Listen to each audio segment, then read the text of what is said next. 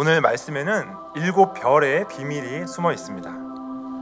비밀, 원어를 보니까요, 이 단어는 미스테리온이라는 단어입니다.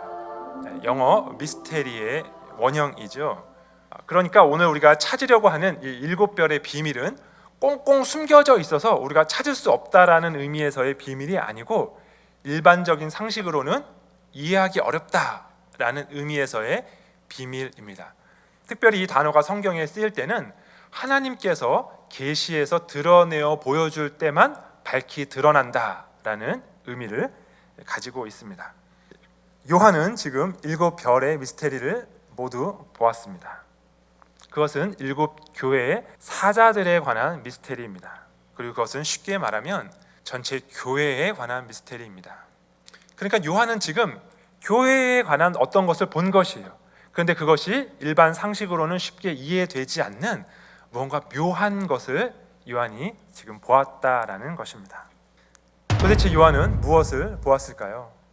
이 두 구절의 공통점은 7별이 모두 누군가의 오른손에 있다라는 것입니다. 그러니까 이 미스테리를 풀려면 과연 저 7별을 오른손에 쥐고 있는 인물이 누구인가를 우리가 찾아야겠죠. 13절에 이렇게 말씀하세요. 촛대 사이에 인자 같은 이가. 인자 같은 이라는 표현은 다니엘서에 나오는 그리스도에 대한 표현입니다. 우리 예수님께서 이 다니엘서의 예언을 따라 스스로를 인자라고 호칭하셨죠. 그러니까 이 인자 같은 이 인물은 바로 예수 그리스도입니다. 죽었다가 살아난 분, 지금도 세세토록 살아있는 분, 그래서 사망과 음부의 열쇠를 가지신 분 누구입니까? 예수 그리스도밖에 없지요. 그러니 7별을 오른손에 붙잡고 있는 이 인물은 바로 부활하여 승천하신 예수 그리스도입니다.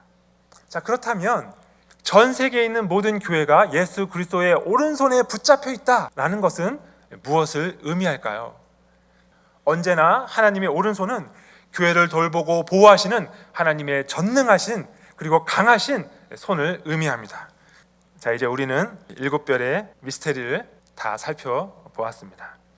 그것은 7으로 상징되는 전 세계 모든 교회가 부활 승천하신 예수 그리스도의 강하고 능하신 오른손에 붙들려 있다는 것입니다.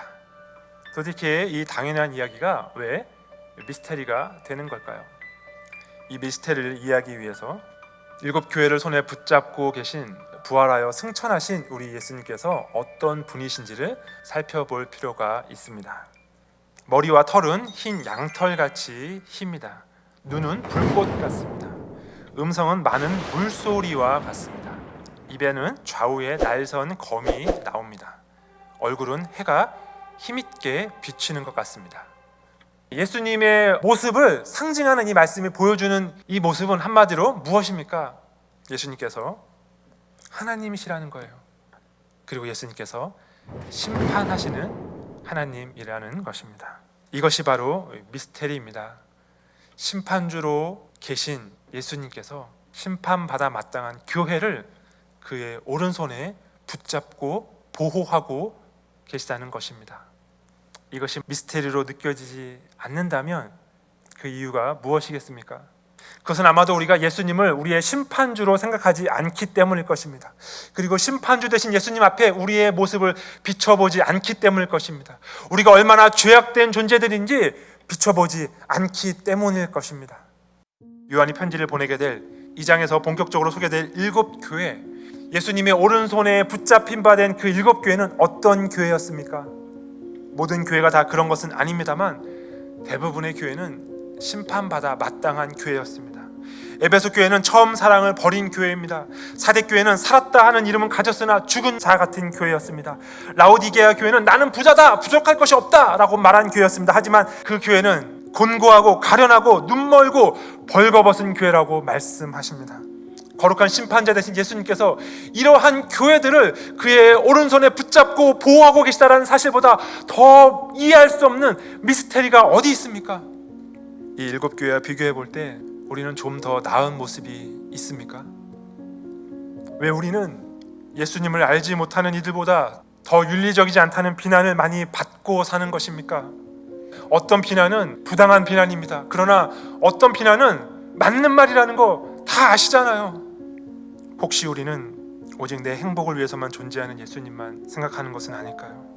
왜 우리의 기도는 오직 날 더 행복하게 만들어달라는 기도에만 집중되어 있습니까? 오늘 말씀은 우리 예수님께서 심판하시는 하나님이심을 분명히 보여주십니다. 우리가 심판주 대신 예수님 앞에 우리 자신을 제대로 비춰본다면 우리의 반응은 요한의 반응처럼 될 수밖에 없습니다. 내가 볼 때 그 발 앞에 엎드러져 죽은 자 같이 되매, 심판주이신 예수님께서 어떻게 심판받아 마땅한 교회를 그리고 우리를 그의 오른손에 붙잡고 보호하고 계실 수 있습니까? 이 질문을 할 때 이제 우리는 다시 우리의 눈을 들어 예수님의 모습을 다시 한번 바라보게 됩니다. 예수님께서 발에 끌리는 옷을 입고 계십니다. 이것은 구약시대의 제사장들이 착용한 예복입니다. 우리의 몸이 죄악을 상징했기 때문에 제사장들이 성소에 들어갈 때 자신의 온 몸을 옷으로 가려야만 했습니다. 13절에 있는 가슴에 금띠도 대제사장의 예복입니다. 사실 금촛대를 거니는 모습부터가 제사장을 상징합니다. 왜냐하면 오직 제사장만 성소 안에 들어갈 수 있었기 때문입니다. 금촛대가 성소 안에 있기 때문이지요. 순결하고 거룩한 심판주이신 예수 그리스도께서 그의 의로운 오른손으로 죄악된 교회를 그리고 우리를 돌볼 수 있는 이유는 그분이 이 땅에서 죽었었노라 말씀하신 대로 스스로 제물이 되어 우리의 죄를 용서해 주셨기 때문입니다. 그리고 스스로 제물 되신 그분께서 이제 천상에서 지금도 제사장 되어 우리를 위하여 기도하고 계시기 때문입니다. 교회의 이기심과 허물과 죄악과 세상에 조롱받아 마땅한 모습에도 불구하고 우리 주님께서 교회를 결코 포기할 수 없는 이유는 교회를 위해 그분이 죽었었기 때문입니다. 생명과 바꾼 그 사랑 때문에 그분은 지금도 제사장 되어 교회를 위하여 간구하고 계시기 때문입니다. 그래서 그분은 그분 발 앞에 엎드려 죽은 자 같이 된 요한에게 그분의 오른손을 얹고 말씀하십니다. 두려워 말라. 그래서 그분은 그분의 임재 앞에 우리의 죄악 때문에 두려워 떨고 있는 우리에게 이렇게 말씀하십니다. 두려워 말라. 내가 너를 위하여 죽었었노라. 내가 너를 위하여 이제 살아서 세세토록 있느니라.